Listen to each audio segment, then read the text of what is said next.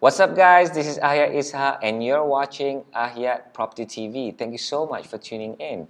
You're watching a special 12-part video series that I'm doing exclusively for the viewers of Ahyat Property TV to review the Malaysia's Budget 2015.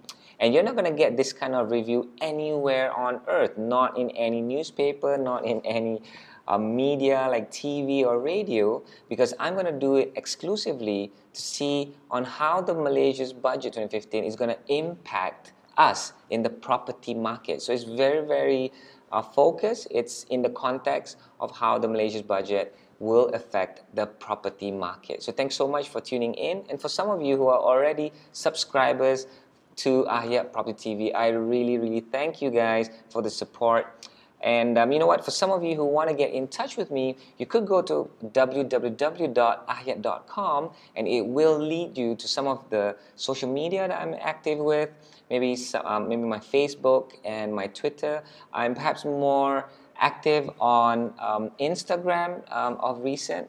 So you know what, you could go and we could perhaps communicate from ahyat.com, and for some of you who are already connected to some of my social media. All right, so before we go into the Malaysia Budget 2015, before we go into the specifics, right, I want to go through the general way that the Malaysia's budget is processed, is prepared, right?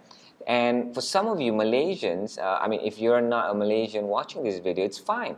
But some Malaysians don't even already know this, right? And I got this diagram from the website of the Ministry of Finance of Malaysia.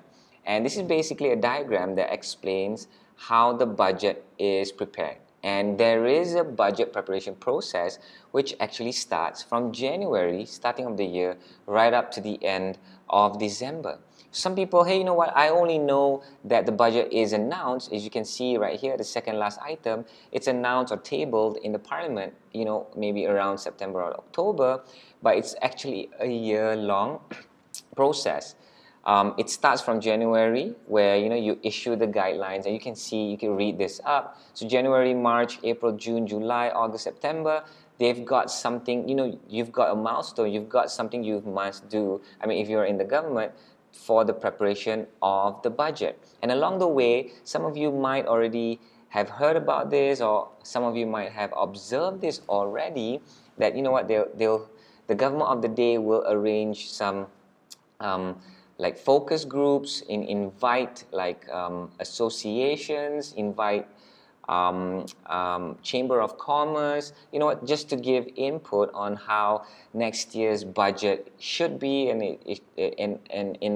how is it going to be, it should be best managed, right? So they're going to do a lot of focus groups right from the start of the year right up to the tabling of the budget, and that tabling will be somewhere around September. You might already know this.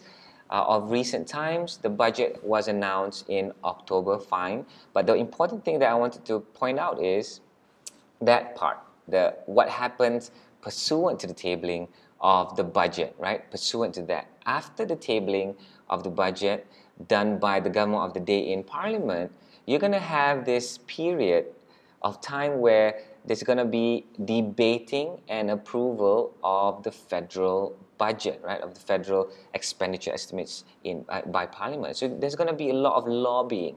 So certain groups, certain industries, certain Chamber of Commerces, these different groups are going to come back to the government and tell them, hey, you know what, there's going to be only two instances, right? We want what you've announced to be higher because it was a little bit too low. And we want what was announced to be slightly lower because what you've announced was a little bit too high. So that's going to be the two debate and lobbying that's going to happen. You know what? Oh, these taxes should be lower. These taxes should be higher. These announcements should be lower. This announcement should be higher. So that's what basically happens. I want people to really understand this. That don't just wait. Don't just be involved in the budget preparation process. Right before the announcement, the tabling in Parliament. we've got to be involved right from the onset, right from January, or right from the beginning of the year, where there is more opportunity to sort of shape the budget to a certain extent. So it's a year-long process, something that you've got to know about the budget. So thanks so much. This is just the beginning, part one of this 12-part video series that I'm doing specifically on how the budget 2015 will impact the property market. In the next videos, we're going to look into more specifics of budget 2015. Thanks so much for viewing this video. See you guys in the next video. Bye-bye.